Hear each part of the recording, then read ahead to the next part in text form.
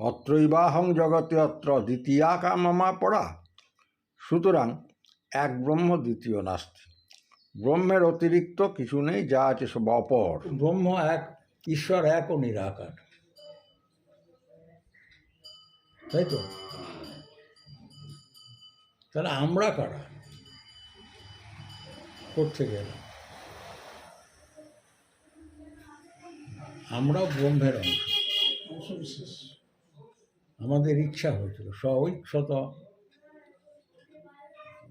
দেবের কথাটা হচ্ছে আমাদের ইচ্ছে হয়েছিল, হ্যাঁ, আমরা এক থেকে বহু হব। ওই বহুত্বের ইচ্ছায় আমরা জগৎ ভোগ করতে এলাম। স্বইচ্ছত একোহম বহু শ্যাম মনে করছি, গীতায় কোট করে দিয়েছি। তো এই আমরা এক থেকে বহু হয়েছি। তা এক থেকে বহু হয়েছি, এখন বহুত্বের স্বাদ গ্রহণ করছি। এই যতক্ষণ এই স্বাদ ভালো লাগবে ততক্ষণ আরও খাবো, আরও খাবো, আরও খাবো। আবার ফের এই জগৎ রস পান করতে করতে আবার চলে যাব, আবার আসবো, আবার চলে যাব, আবার আসবো, এই করতে হবে। এবার যাদের এদিকটা নজর পড়ছে, যে তাই তো কতবার কত রকম বাবা মা পাচ্ছি, এই জীবনটা কেটে গেলে সামনের জীবনে গরু মা পাবো, না বাঘিনী মা পাবো, না মানবী মা পাবো, তার তো কোনো গ্যারান্টি নেই। তখন তারা আর একটা নির্দিষ্ট সময় পার হলে তারপরে আমরা কোথায় যাব, সে জায়গাটাই বা কেমন হবে? সেটা কি এখানকার মতো হবে না কোথাকার মতো হবে? হ্যাঁ, তো সেই রকম এইসব চিন্তা করে করে আমরা তখন পরলোক তত্ত্ব চিন্তা করি, তারপরেরটা চিন্তা করি। জল খেয়েছো? খাওয়ার পরে জল খেয়েছো? তাহলে ছোটার খাওয়া হয়েছে? ডাকবো মানে কি, যখন সুবিধা হবে আসতে পারো আর কি, সব ঠিক। সবাই জল খেয়েছো? খাওয়ার পরে জল খাওয়ার কথাটা আমাদের মনে থাকে না। অরুণ জল খেয়েছিস? দোলন জল খেয়েছিস? তো জল খাওয়া দরকার, গল ব্লাডে জল খাওয়া তো দরকার। আর যাই হোক, এবার কোশ্চেন করো, নাহলে ডিসকাশন কী করে হবে? সব রকম ডিসকাশন তো সারা জীবন চলবে, এই ডিসকাশনটার জন্য একটু সময় খরচা করবে। আমাদের জিজ্ঞেস করছিলাম পুনর্জন্ম ব্যাপারটা কি করে, এই যে একটা ইয়েতে বেরিয়েছিল আর্টিকেল দেখলাম রিসেন্টলি, সে ছোট বয়স থেকে সব কিছু তার পাস লাইফ বলতে পারছিল, সেটা কি করে সম্ভব? আমরা তো ভুলে যাই। সে কেউ কেউ মনে রাখে কি করে, সেটাই জাতির, হ্যাঁ পুনর্জন্ম বা জাতির রিইনকারনেশন। হ্যাঁ সেটাই রিইনকারনেশন যে যেরকম চায় সেটা মনে রাখে কি করে? ও আগের জীবনের কথা মনে রাখা, রিইনকারনেশন বা পুনরাবর্তন। আবার ফের ইনফ্যাক্ট আমাদের যে দৈহিক মৃত্যু, এই শরীরের সাইকেল কমপ্লিট হওয়ার পরে আয়ু ফুরলে আমরা চলে যাই, কিন্তু আমরা যাই না, আমরা থাকি। আমাদের আকর্ষণ জীবনের প্রতি আমাদের এখানে রেখে দেয়, আমরা বুঝতে পারি না যে আমরা মরে গেছি। এর একটা প্রত্যক্ষ প্রমাণ হচ্ছে, আমার এখানে একটা আম গাছ ছিল, ঠিক তার গায়ে একটা বকুল গাছ ছিল, অনেকে দেখেছে। আমি দুদিন একটা লোককে দেখেছি, একটা লোক আমার ওই জানলাটা খুললে পেছনের দিকে, এই মলয় পরিষ্কার করলো যে জানলাটা, আগে ওখানে টেবিলে বসতাম আমি, আর একটা আম গাছ ছিল, ওই আম গাছে আম থাকতো, আর আম পড়তো টুকটাক, রাত্রে পড়ে থাকতো সব, আর পাখি বা বাদুর বা কোনো কিছুতে এসে খেয়ে নিত আমগুলো, পড়ে থাকতো। তো সেই জন্যে রতন একটা লাইট লাগিয়ে দিয়েছিল, মনে করছে রতন একটা ভালো পাওয়ারফুল লাইট লাগিয়ে দিয়েছিল, ওই আম পড়লে আমরা নিয়ে আসতাম গিয়ে উঠোন থেকে। তো এবারে বেশ গাছ পাকা আম, খুব ভালো, আমটা খুব ভালো লাগতো খেতে। তো সেখানে দেখি একটা লোক দাঁড়িয়ে আছে, ধুতি পরে, তখনকার দিনে যে শার্ট ছিল এই পর্যন্ত, ইয়ে বাকিটা আটকানো, তো সাদা ধুতি সাদা শার্ট পরে একটা লোক দাঁড়িয়ে আছে। কী জানি কোনো কাল একটা লোক, বয়স্ক লোক এসে দাঁড়িয়ে আছে। তা আমি বললাম যে লোকটা নড়ছে টড়ছে না, চিন্তা করছে দাঁড়িয়ে কিছু। তা আমি কাছে নেমে লাইট জ্বেলেছি, দেখছি যে রয়েছে, নেমে কাছে গেছি। ও মশাই, ও মশাই, হ্যাঁ কথা বলছি। আরে তো কথাও বলছি। আপনি কে? কোত্থেকে এলেন? এখানে এলেন কেন? এটা তো আমারই থাকা, আমারই জায়গা, আমিই থাকি। কী নাম আপনার? বলে আমার নাম নলিনীকান্ত ঘোষ, উড়িষ্যাবাস। তো মানুষের নাম। আমি বলছি যে তো এখানে কোত্থেকে এলেন? আমি তো এখানেই থাকি। কোথায় থাকেন? ওই তো এই ওপরতলায় থাকি। ওপরতলা? কোথায় ওপরতলা? এই দেখুন। বলে লোকটা উঠে গেল গাছের ওপরে। ইন্টারেস্টিং আমি দেখলাম যে গাছের নিচে অনেক আমের ডাল টাল ছিল। ওরা হাত বাড়িয়ে কী করে উঠে চলে গেল। গাছের ডালগুলো তো নড়ছে না, একটা লোক উঠে গেল, হিলবে তো, পাতলা পাতলা ডাল, ব্যাপারটা ভালো লাগছে না। তারপরে এদেরকে বলেছি, তখন শান্তুদা ছিল একজন, এখন ওই দুর্গাপুর ওদিকে থাকে। তো বলছে যে, আমি মলয়কে বললাম, আমি বললাম একটু, মানে আবার নেমে এসেছে খানিকক্ষণ পরে। আমি বললাম ওপরে কোথায় গিয়ে কী, ওখানে কী করেন বসে বসে? বললাম ঘড়ি সারাই। আচ্ছা। তারপরে এদেরকে ডাকলাম, কোনো কারণে স্লাইট একটু অল্প স্বল্প বৃষ্টি হয়েছিল, কোনো কারণে কেউ এলো না, অসুবিধে ছিল, সন্ধ্যে রাত্রি হয়ে গেছে, একটু স্লাইট বৃষ্টি হয়েছে, তখন আর বৃষ্টি নেই, থেমে গেছে সব। তারপরে দুদিন আমি এটা দেখেছি। এখন এটা নিয়ে অনেক চিন্তা ভাবনা করেছি। আশপাশের বহু লোককে জিজ্ঞেস করে, পুরনো একটা লোক আছে দামুদা, ভক্তিদা, এরা বললো হ্যাঁ নলিনীকান্ত ঘোষ একজন ছিল এবং সে ঘড়িও সারাতো। তারপরে সে লোকটা কে ছিল খুঁজে খুঁজে দেখছি, এই জমি যাদের থেকে নেওয়া হয়েছে, এই জমি যাদের থেকে কেনা হয়েছে তাদের পূর্বপুরুষ একজন ছিল। সেই লোকটা এই জায়গাটা এসে বসে থাকতো, ঘড়ির সরঞ্জাম নিয়ে এসে সারাতো। একটা খেজুরের পাটির তালাই বলা হতো, সেইটা বিছিয়ে তার উপরে বসে ঘড়ির সেই এরমভাবে একটা কি কাঁচ ঢোকাতো, কী করতো, ওইসব করে করে ঘড়ি সারাতো লোকটা। এইখানটা, এই জায়গাটা তার প্রিয় ঘড়ি সারানোর জায়গা ছিল। মৃদুমন্দ সমীর, একদম খোলা মেলা, সামনে ধান ক্ষেত, এটা উঁচু ছিল, ধান ক্ষেতগুলো নিচু ছিল, এরকম ব্যাপার। ও তাহলে এরকম একটা লোক ছিল। তাহলে দেখা যাচ্ছে যে আমাদের শরীরের যে কোষগুলো আছে, অন্নময় কোষ, প্রাণময় কোষ, এসব কোষ আছে, সেলুলার বডিটা, আমাদের রক্ত মাংসের যে ফ্লেশ অ্যান্ড ব্লাড, যে অর্গ্যানিক, যে জৈব শরীরটা চলে গেল, আমরা যদি শরীর না ছাড়ি অথবা সজ্ঞানে শরীর না ছাড়তে পারি, এবং আমাদের যদি জাগতিক মোহ প্রচণ্ড হয়ে থাকে, তাহলে কিন্তু আমরা অশরীরী রূপে বাস করি। আমাদের দ্বারা লোকের ভালো মন্দ কিছু সাধিত হয় না, কিন্তু আমরা নিজেদের মধ্যে নিজেদের গুটিয়ে ওইভাবে পড়ে থাকি। অর্থাৎ মৃত্যুর পরেও আমাদের অস্তিত্ব থেকে থাকে। হ্যাঁ, এর দ্বারা আমার বৈদান্তিক যে চিন্তা, তার বুনিয়াদটা একটু পোক্ত হয়ে গেছিল। আচ্ছা, আর এইবার পরলোক তত্ত্ব, যারা বুঝতে পারে আমি মরে যাচ্ছি, আমি চলে যাচ্ছি, এবং যখন বুঝতে পারি তখন আমার পূর্ব স্মৃতিগুলো আমাদের র্যাম থেকে ডিলিট হতে থাকে, সব ডিলিট হয়ে যেতে থাকে, পরপর ডিলিট হয়ে গেল। এবং কিন্তু তার যে ক্যাশ মেমোরিটা থেকে যাচ্ছে ভেতরে, ক্যাশ মেমোরি না কি একটা বলে না, সেইটা এরভাবে বললে সুবিধা হয় আর কি, এইটা থেকে যাচ্ছে। সেইটা নিয়ে আমাদের যখন ভৌত শরীর শেষ হয়ে যায়, আমাদের শরীর তৈরি হওয়ার একটা বিজ্ঞান আছে।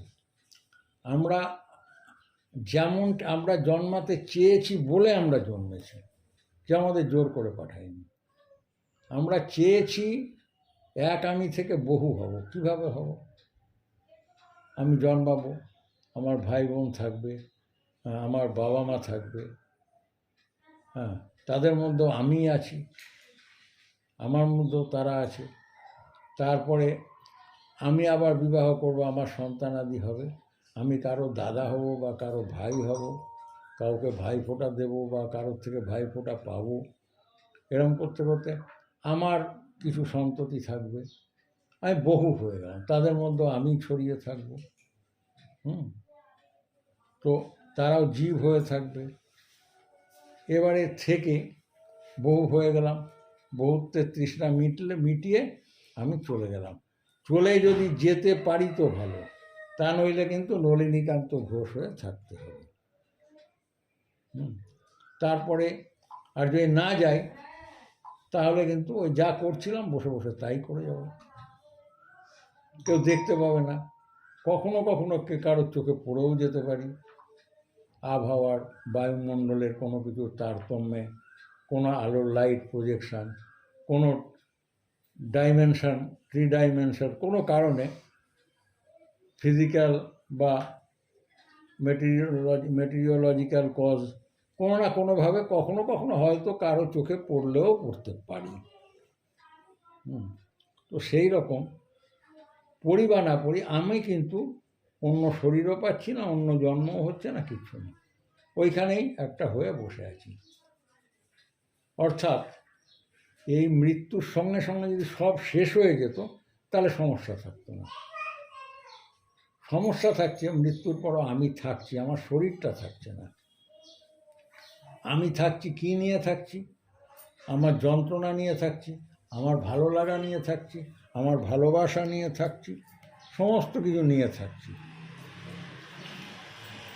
সব কিছু নিয়ে থাকছি। এরা আমাকে ছাড়ছে না।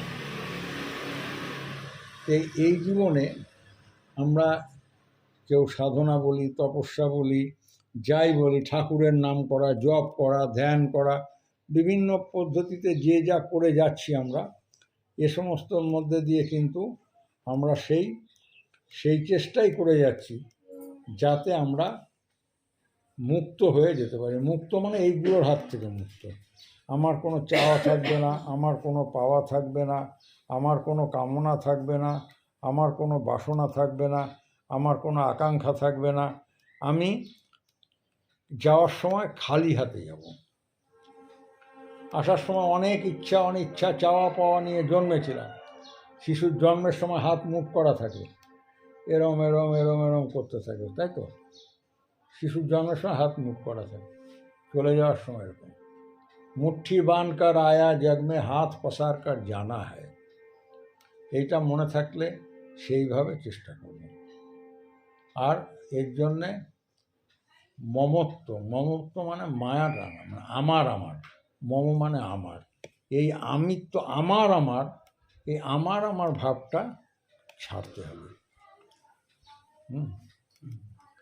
তো যত আমিতে আমি জড়িয়ে যাব, এই আমিত্ব যদি যতক্ষণ থাকবে ততক্ষণ কিন্তু আর নিস্তার নেই।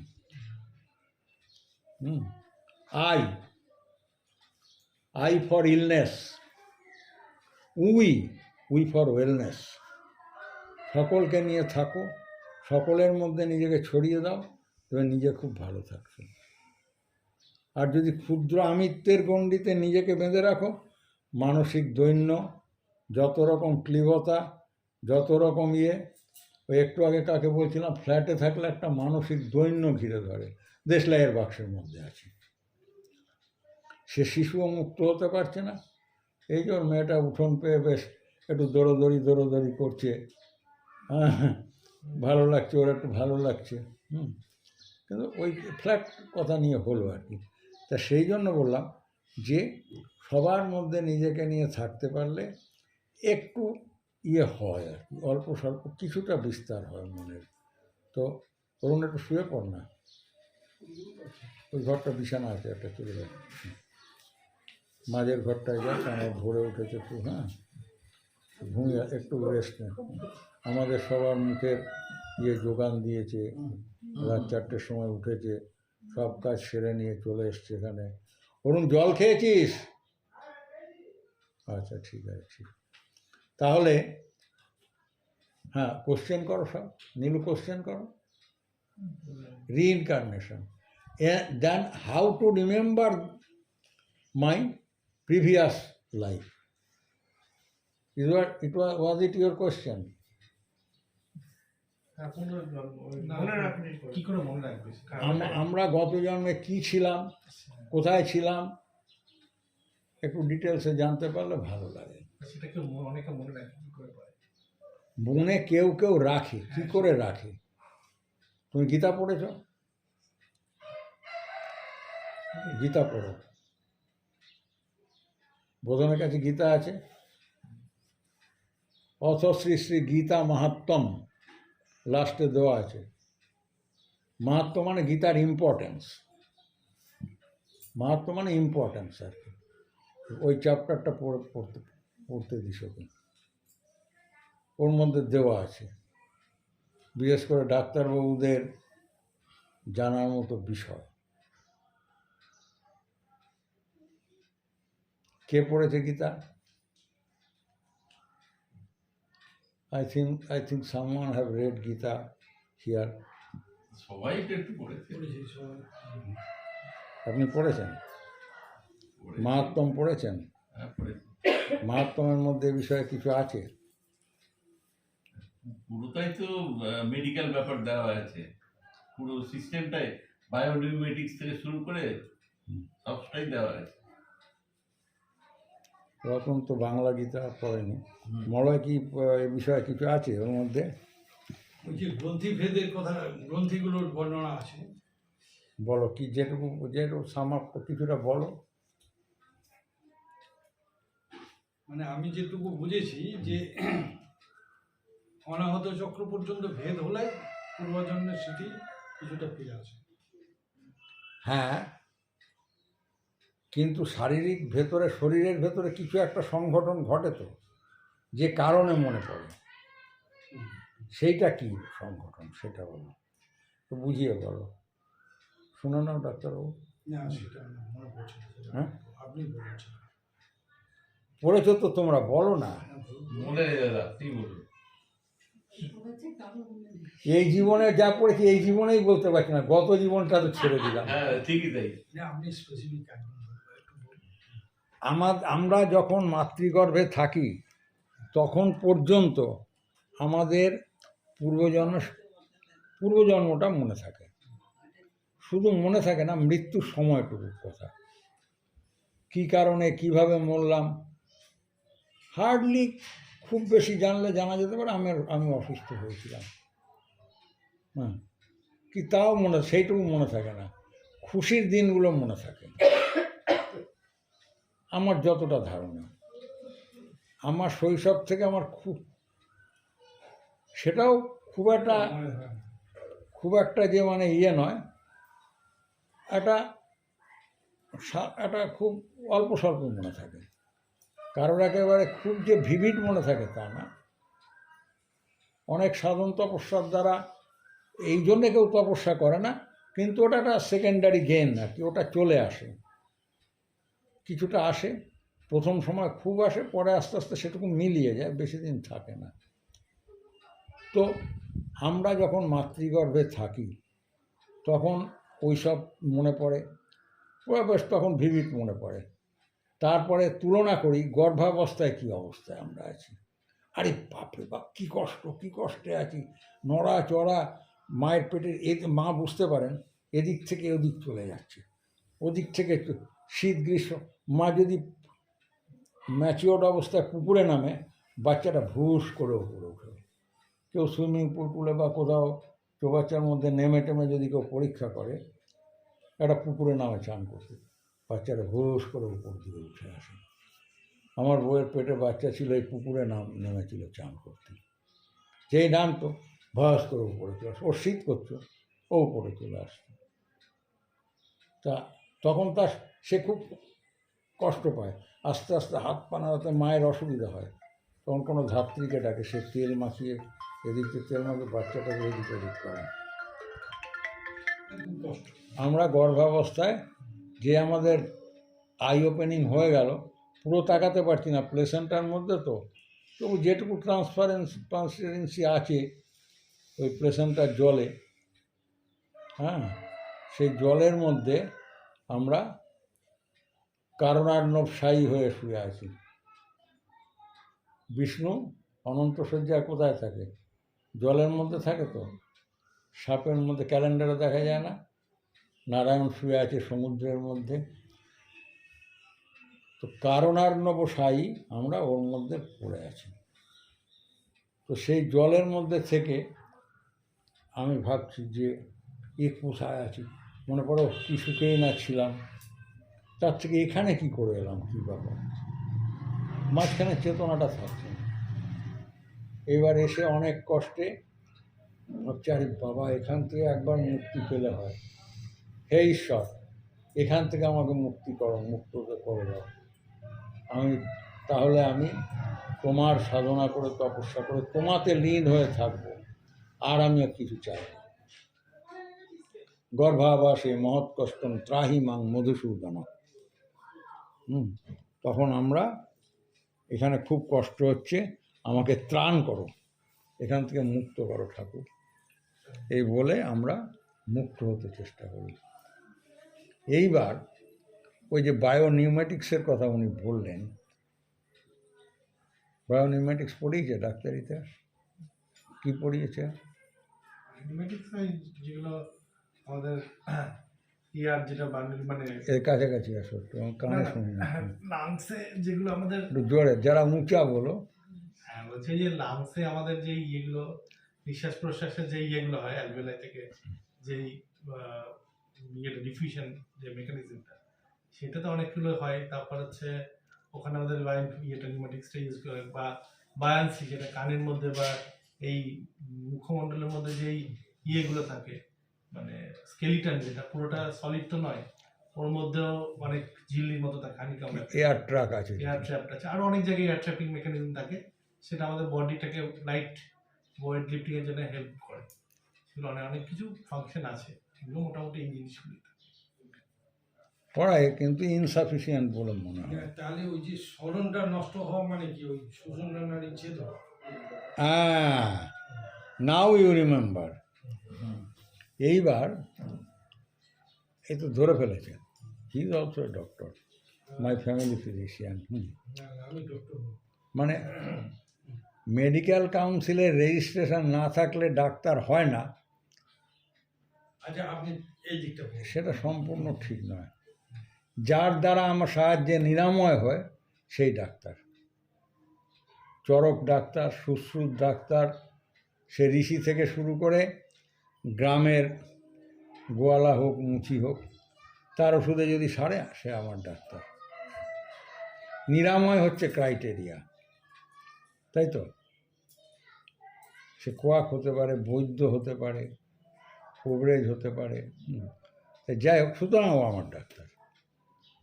আচ্ছা, আর দ্বিতীয় কথা যেটা বলছিলাম, আমাদের পিরেনিয়াম থেকে শুরু করে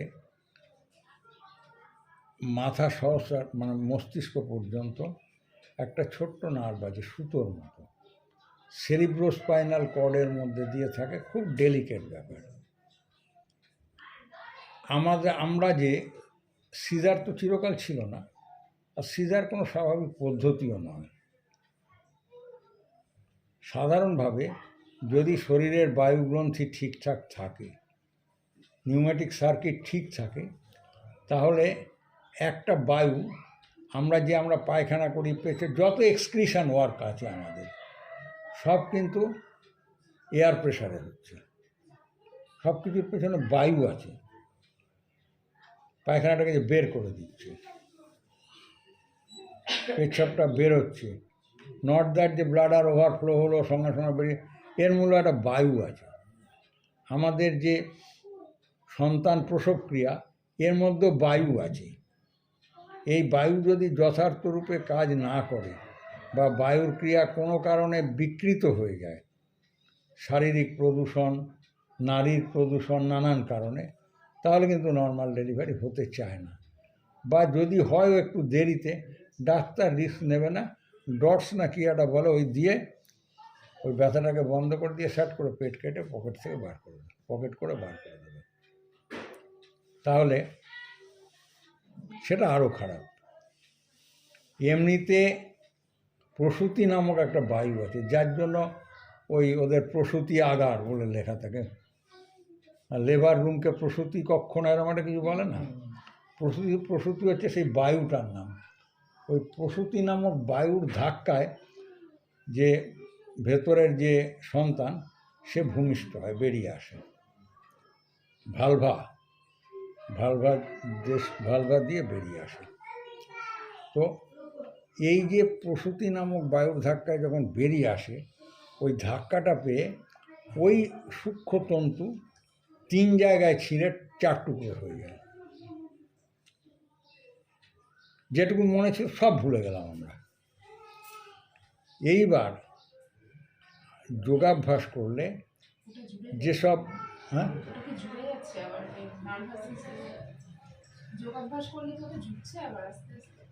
হ্যাঁ গ্রাজুয়ালি ঝুঁকতে থাকে অনেক কিছু, শরীরের অনেক ডিফেক্টগুলো আস্তে আস্তে ঠিক হতে থাকে।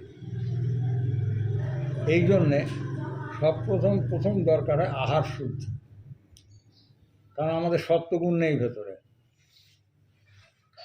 ওইটা কি মানে যখন ডেলিভারি হলো তখনই ছিঁড়ে যাচ্ছে, নাকি মায়ের সাথে যখন নাড়িটা কাটা হলো তখন ছিঁড়ে যাচ্ছে? আগেই ছিঁড়ে যায়। ছিঁড়ে গেলেও ওই মেমোরির, ওই ক্যাশ মেমোরি কিছুটা থাকে। যাহা তো প্লেসেন্টটা কাটা হবে ততটুকু সময় থাকবে যতক্ষণ তার নবদ্বার দিয়ে একটা ছোট্ট একটা রশ্মি বেরোয়। ডাক্তাররা চাইলে এটা পরীক্ষা করে নিতে পারে। সর্বদ্বারেষু কৌন্ত প্রকাশ উপজায়তে। যারা এই তাঁতন ডেলিভারি করাচ্ছে বা মায়েরা, এটা এই দিকটা লক্ষ্য রাখলে দেখবে খুব অ্যাটেনশান, খুব অল্প সময়, ক্ষণিকের জন্য দ্যুতি বেরোয় একটা, হ্যাঁ একটা একটুখানি বেরোলো সর্বদ্বার দিয়ে। নবদ্বারে পুরে দেহি নৈব কুর্বন্ন কারায়ণ। তো সেই নবদ্বারে দিয়ে কিন্তু বেরোতে থাকে। আবার যখন শরীর আমরা ছাড়ি তখন সূত্রাকারে, তখন যে কোনো একটা জায়গা দিয়ে বেরোবে, চোখ, কান, নাক, মুখ, রেকটাম, পায়ের বুড়ো আঙুল বা কোনো আঙুল দিয়ে যেভাবে। এটা 2য় অধ্যায়ে আছে সাংখ্যযোগে। 300 বার যদি আমার লেখা গীতাটা কেউ পড়ে, এই যে নবদ্বারে পুরে দেহি নৈব কুর্বন্ন কারায়ণ, সে নিজেকে বুঝতে পারে, অনুভবে আসে যে আমি তো কিছু করছি না, আর আমি কোনো কিছুর কর্তাও নই, কেউ একজন করিয়ে নিচ্ছে।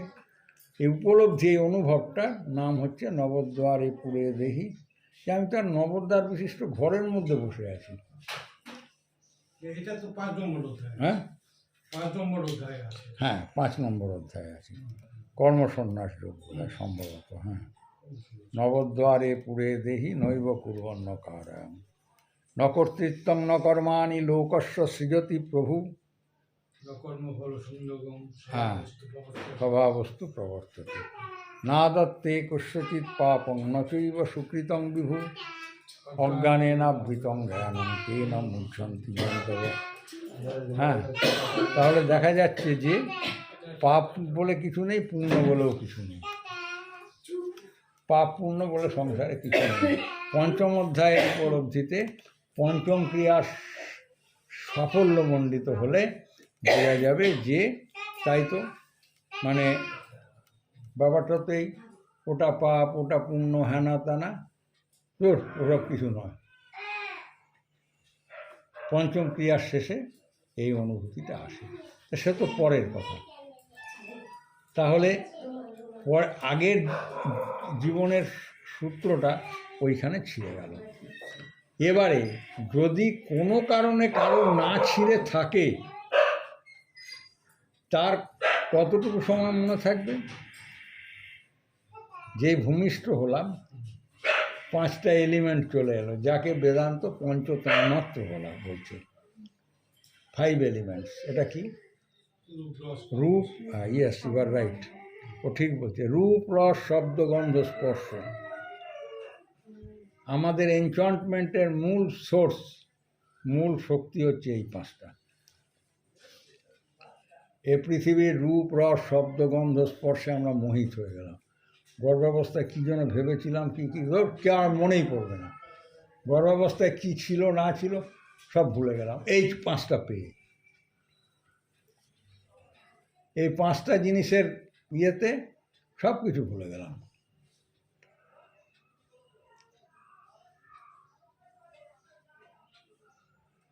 If my parents tried to enjoy the bliss of sexual intercourse to give our birth,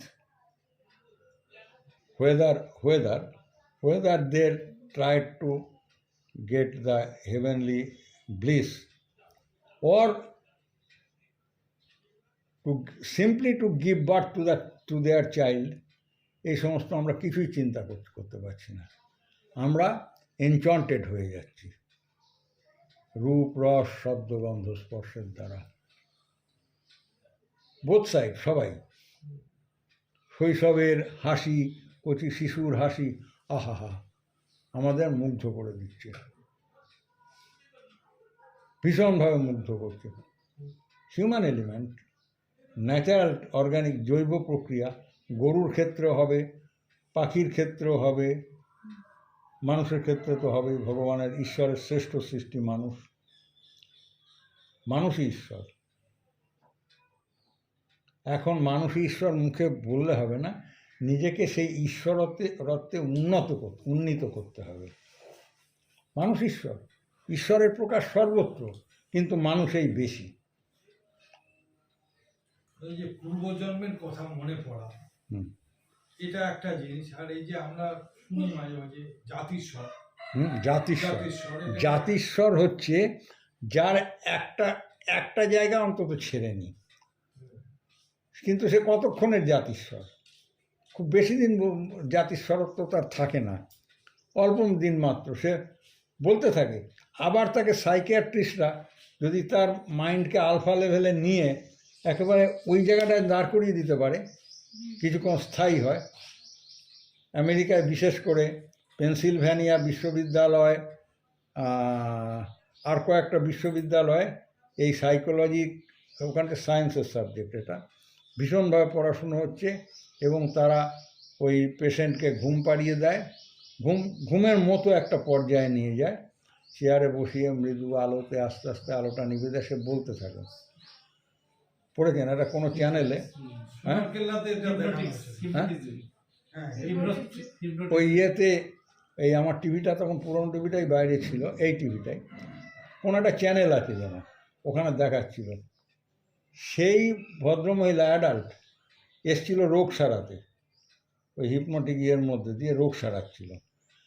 সে বলছে সে মিশরে জন্মেছিল আগের জীবনে। প্যারাসাইকোলজি, হ্যাঁ, প্যারাসাইকোলজি, ইয়েস, প্যারাসাইকোলজির রিসার্চ প্রফেসর আর কি, রিসার্চার প্রফেসর। সে তখন করছে যে সে মিশরে, সেইখানে গিয়ে সব কিছু সে এক্সাক্ট মিলে গেছে। একটা বাচ্চা ইংল্যান্ডে, সে বাচ্চাটা মোটরে করে যাচ্ছে, তার বাবা ড্রাইভ করছে, মা সেই ছেলেটাকে, ছোট শিশুকে নিয়ে বসে আছে, এই রতনের বাচ্চার মতো। সে যেতে যেতে, no not this way, that way, go right, turn right. বাবা কিন্তু ঘুরিয়ে দিচ্ছে, টার্ন রাইট করছে। বলে চলো straight, no not this way, চলো straight, at the left side there is the post office. On left hand side post office. সে যাচ্ছে হাসপাতাল পোস্ট অফিস, টার্ন হিয়ার। আবার সে চলে যাচ্ছিল, আবার ব্যাক করে নিয়ে আবার ঘুরলো, ঘুরে একটা বাড়িতে গেল, this is my house, I shall get down, this is my house, this is my house বলে সেখানে গেছে। বলে I shall go in, I enter the house, knock knock knock knock, knock করেছে। তখন একটা বয়স্ক লোক এসে করেছে, বলছে হ্যাঁ, বলে আপনাদের কি হয়েছে, কি ব্যাপার, এই বাচ্চাটা এরকম নিয়ে আসছে কেন? তা তো বলতে পারছি না। ক্রমশ ওরা যোগাযোগ করলো, সেই রিসার্চ করে করে দেখা গেল ওই বাড়ির হচ্ছে এটা। বলে এইখানে আমার জামা আছে, এইখানে আমার অমুক আছে, কাপড় আছে, চেস্ট খুলছে, আলমারি খুলছে, সব বেরোচ্ছে, this is my, this is my. মানে এই সত্যজিৎ রায়ের যে সোনার কেল্লা সিনেমাটা দেখা হ্যাঁ, ওই রকম একটা কিছু বেশ করে ওই বইটা করা হয়েছে। তা সেই বলছি যে রিইনকারনেশন এগুলো হয়। এর ওপরে বেদান্ত ভিত্তি করে বেদে দেবযান, পিতৃযান অনেক কিছু আছে। তো এই জন্যে শুক্লে কৃষ্ণে গতি যেতে আছে না, তো জগতে শাশ্বতে মতে আছে। এজন্য গীতাটা পড়ো। যেহেতু একটু আমাকে মনোময় কোষ, অন্নময় কোষ, এই ব্যাপারটা একটু ভালো করে বুঝিয়ে দাও না। হ্যাঁ, উপনিষদ দেখো না, আমার ভিডিওতে বুঝিয়ে বলেছি তো।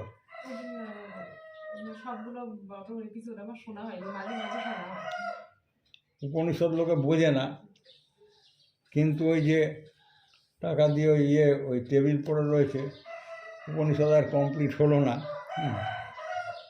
12খানা উপনিষদ বলছিলাম, লকডাউন টাউন হয়ে গেল, ব্যাস বন্ধ হয়ে গেল সব। লোকের বাড়ি থেকে বেরোনো বন্ধ হয়ে গেছে, ব্যাস। সবচেয়ে কঠিন হচ্ছে ছান্দোগ্য উপনিষদ, বোধ করি সবচেয়ে বৃহৎ আকার। 12খানা উপনিষদের মধ্যে ছান্দোগ্য, কৌশিতকী আর বৃহদারণ্যক খুব কঠিন, খুব কঠিন। ব্যাখ্যা করার লোক এখন নেই। যদি কারো গুরু কৃপা থাকে সে ব্যাখ্যা করতে পারবে।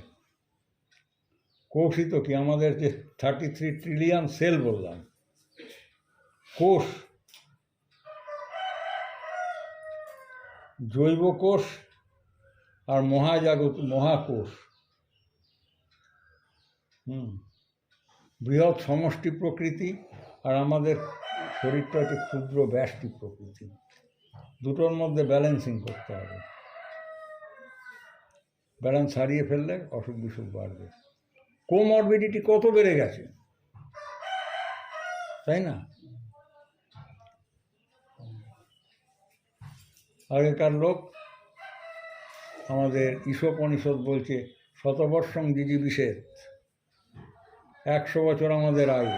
ঠিক আছে, তাহলে একটু বিরতির পর আবার হবে। হ্যাঁ, ও